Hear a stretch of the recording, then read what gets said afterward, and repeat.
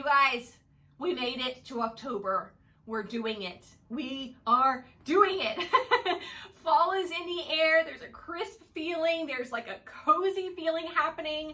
And I just am so excited that we are closer and closer and closer to wrapping up 2020, putting all of this behind us officially.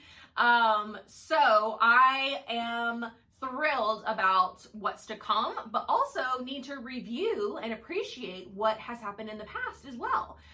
So I'm going to be reviewing everything that I made in the month of September, but before I do that, I need to tell you guys about today's video sponsor. It is Irresistible Me. You guys have heard of them before. I've talked to you about their clip-in extensions, which I am wearing now. I also have their hair dryer, which is like powerful but compact, which I really love. And today I'm talking to you about their flat iron. So I don't typically flat iron my hair in the summer, mostly because there's so much humidity outside, there's a lot of frizz, and the flat iron, to me, I have to use so much heat in order to get it flat that it just defeats the purpose and my hair ends up getting fried. But whenever the temperatures drop, I love to put a flat iron through my hair. It makes it so smooth and so shiny.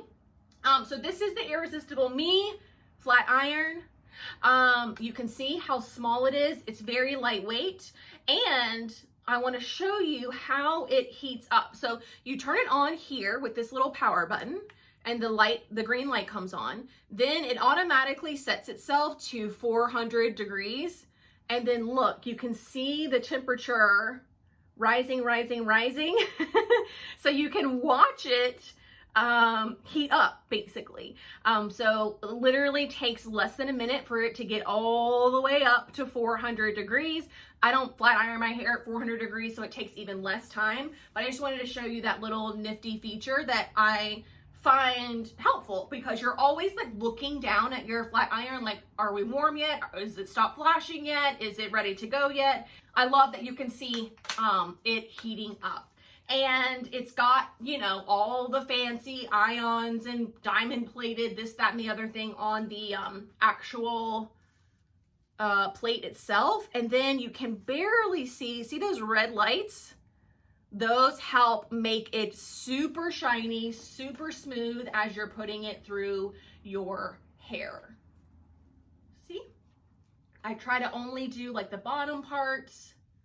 And also when I put the clip-ins in, I'll put the clip-ins in first and then flat iron everything together, and that helps blend the clip-ins with your actual hair. Like, can you guys even tell I have the clip-ins in? No. So anyways, super, super great little flat iron. I have a link in the description box for you where you can check this out for yourself if you're in the market for a really great, effective flat iron. All right, but now to what I made in September. So let's start off with my Style Maker Fabrics Fall Style Tour outfit.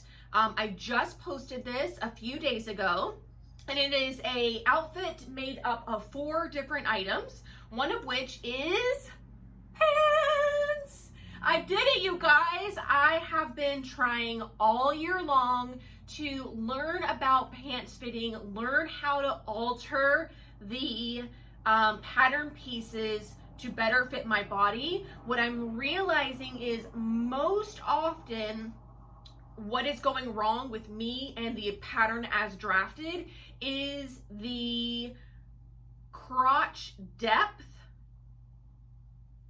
Is that right?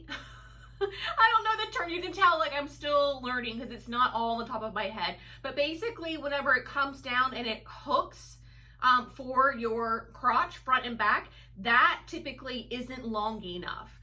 So my body is like wider front to back, I guess, than the patterns call for. But I am learning, I am trying, and this was my first successful pair of actual pants that I genuinely love and that there are very, very, very few problems with. These are the Itch to Stitch Mountain View pull-on jeans, which is just a really nice way of saying jeggings. And I made them in a denim printed ponte knit. So this isn't actually denim at all. Like, it's not a stretch denim, it's nothing. It is legitimately ponte knit. And you can see on the inside that it's like black ponte knit, that they've done this like printed denim technique to it. But I also top stitched everything to look like jeans. All of that information, when to do it, how to do it, was all in the Mountain View jeans pattern. So it wasn't like I was, you know, rewriting anything to do this. I was literally just following the instructions. The Mountain View jeans typically have a much taller waistband, but something happened in my alterations and I made this part too tall. So by the time I put that huge waistband on, it was coming up like, it was coming up. It was like, it was high-waisted in the worst way possible. So I ended up having to shorten the waistband, which is fine because it's still got a really decent sized waistband on it. It's just not as deep as you might see whenever you go look at the pattern. So I am gonna make these again. They have a black version of these at Style Maker Fabrics. I'm gonna grab some of that, make these again, tweak some of those very, very few things. But so far so good. I also have a couple videos planned in October about these jeans, one of which is the variety of pull-on pant patterns that are available, pros and cons of each, and why I ultimately decided on the Mountain View jeans.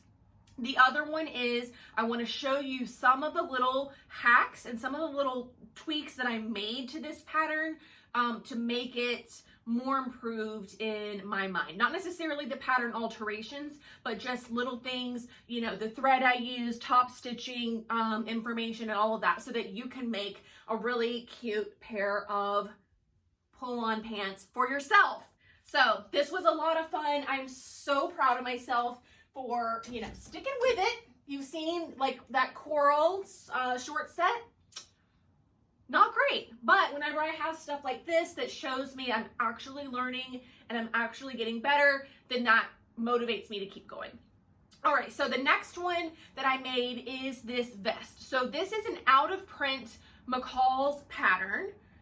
However, Love Notions, which is an indie pattern company, just re-released a vest pattern that is nearly identical to this. So if you like this look, but you can't get your hands on the McCall's pattern, check out the Love Notions one, and you'll get a very, very similar look. But the fabric is like a quilted double knit. So basically you have you can't even see the wrong side because I lined it and I don't have any more of the fabric, but basically it's a charcoal on one side, black on the other side, a little itty bitty bit of batting in between, and then they've done this little diamond quilt on it. I did not quilt this myself, you guys, and I highly discourage you from doing that yourself unless you have like a lot of experience or like a super, super nice machine with a great walking foot. I don't know, it just hardly seems worth it, especially whenever you can go out and buy fabrics where it's already been quilted for you. So Style Maker Fabrics actually has quite a few quilted fabric options. This is more the lighter weight because, you know, I live in the South. But they also have one that's like olive nylon and then Sherpa on the inside. That one looked really cool. They have one that's in gray, but it's like more plush and more thick. So there's a lot of really, really great options out there. Similarly to the jeans pattern, I'm gonna do another video on this. The fall style tour videos really are centered around the fabric, and I just don't get to include as much information about the patterns as I would like, mostly because there are multiple garments in one video, and doing a ton of information about fabric and a ton of information about pattern, it would just be like way, way, way too long. So I'm breaking it out. The fabric one is done, and then you guys are gonna learn a little bit more about the patterns. So this one, what I wanna talk about, and this applies to the Love Notions one as well, But what I really want to focus on is the interior. So you can see that this one is lined, but I did not follow the instructions for the McCall's pattern on lining it, because the way they had you do it would have created the zipper tape would have been visible on the inside. And I'm like, why am I lining this to have an exposed zipper tape on the inside? Like, no thanks. So like I drafted this little facing. I'm going to show you how to do that. And then I'm going to show you how to redo the order of instructions in order to get a super clean finish on the inside. From what I can tell, the Love Notions one is clean on the inside. So I think all you'd need to do is do the facing and you should be good to go on that. But just a few little details on this. I also want to show you guys about doing the bias binding mitered corner. Whew, I got a lot of practice with that on this pattern. So that was something fun and new to learn. Next up, we have this super cute Nico top. So if you are not familiar with the True Bias Nico top, you truly, truly are doing yourself a major disservice.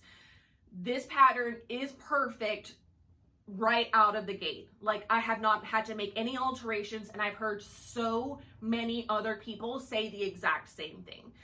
It is like mock turtleneck knit top. I've only ever made it out of like rib knits, which I think a lot of people are using. So it has to be kind of like a really, really stretchy knit, which is why I chose this rib knit for it. But the color is really great.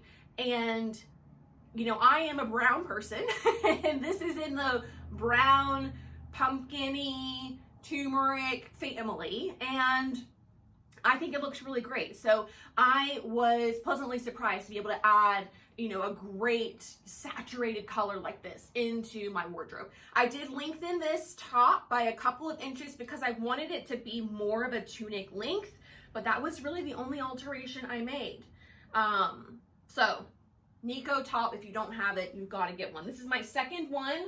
I'm sure there will be more. Okay, this you guys have seen. This is my sew along dress for National Sewing Month, the one I worked with Coats and Clark on with their EllaFlex thread and the dual duty thread. This is how mine came out. If you didn't see it, I absolutely love this dress, and it really seemed like you guys really liked it too. A lot of you are commenting on how flattering it is, and I totally, totally agree. Great little pattern. I've already got another one cut out. You guys will learn about that in my plans video, but many of you are reluctant to make this because the front is so low. So I did a video on how to raise the neckline. I'm putting that into practice. I'm going to show you what it looks like with the raised neckline, and I'm also going to do a little kind of like a bonus sew along video way outside of the time frame of the original sew along, but on how to do the fitted sleeve with the little ruffle thing on the bottom. So stay tuned for that as well. But I get a lot of compliments whenever I wear this. I've been wearing it open, but also with the cami underneath. I also miraculously somehow this Nico top and the like little orangey flowers are like a dead-on match. So I wore these together and got a ton of compliments on that as well. It's a little bit funky with the ruffle sleeve and the long sleeve. It's a little bit like a lot of coverage. So if I can get some more of this maybe and make just like a camisole, or you know what, I do have some scraps of this that maybe I could make a little tank top that comes a little bit lower. So we'll see. I'll play around with it. But I was just like, whoa, I cannot believe these two things match so perfectly. They came from two completely different stores. One online, one brick and mortar. And then the last, I missed something. Also for the Style Maker tour, I made a scarf. Are you guys watching the Home Edit Get Organized on Netflix? They do these little scarf buns. Is that what they call them? Scarf buns? Scarf donuts? Something. Anyways, I've enjoyed, you know, piddling around in my closet and making a whole bunch of scarf buns. But so I showed you guys how to make a scarf like this. This is like the look of a blanket scarf with a lot less fabric, like half the fabric that all of the blanket scarf tutorials I saw called for. So that's what this is, and that went with the turmeric top and the vest and the jeans. So this is that. I mean, this is an easy make, a quick make, perfect for gifts, but it is a make nonetheless. So I will include it in my makes video. And then the one for the tutorial that I did, do you guys remember this fabric? So that one is done as well. I fringed it all. Fringing is one of those things that is just like so tedious. So you've got to have some good television on and make it go by a little bit faster. But basically you just loop it, and then you've got like a really, really full, I mean, this is like a bad example. It's much better in the video if you go watch that. But you've got like a really, really full scarf.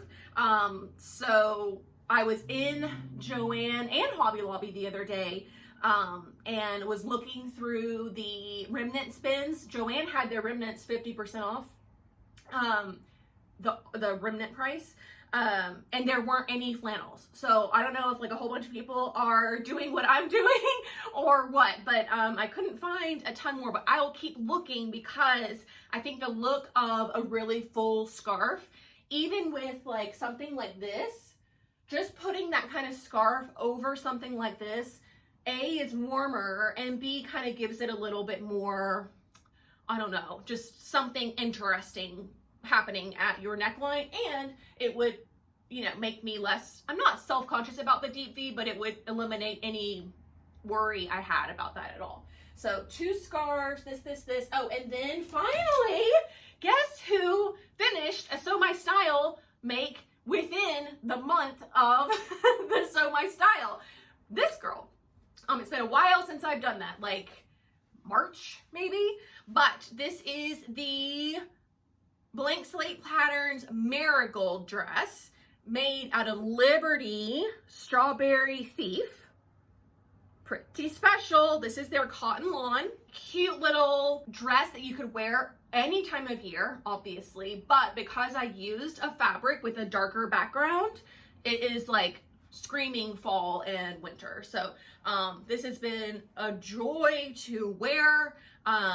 Not many people like out in the streets know that this is Liberty or really even know what Liberty is, but you guys, my people, you guys all know, and you guys fawned over this whenever I posted it, and I am with you 100%. I had some people send me pictures of their Liberty makes, and it was like a whole like Liberty fest. So that was a lot of fun. Great little make, super easy to come together, even with this little half button placket situation that's happening. I actually don't even have to unbutton it to get it over my head. So I might make a version where it doesn't have the button placket at all, and it's just, you know, cut on the fold here. And then the, you can see how I did the yoke facing. It would just be like, the facing would go all the way around. Does that make sense? So I don't know, we'll see. I do like it. It's really, really cute and comfortable to wear. But that is everything that I made in September. Like I said, I was very busy, but truthfully, like everything that I made is good, you know, and that doesn't always happen. But let me know what you guys, if you made something that you're really proud of in September, let me know. Put a link in the description box, DM me somewhere and show me. I always love hearing what you guys make. And don't forget to check out the Irresistible Me flat iron if you want some really good straight hair for fall and winter. Links in the description box for anything that I mentioned, any of the patterns, any of the fabrics, all of that, plus the Irresistible Me flat iron. But that is going to do it for me today. Thank you all so much for watching. I will see you very soon. Bye.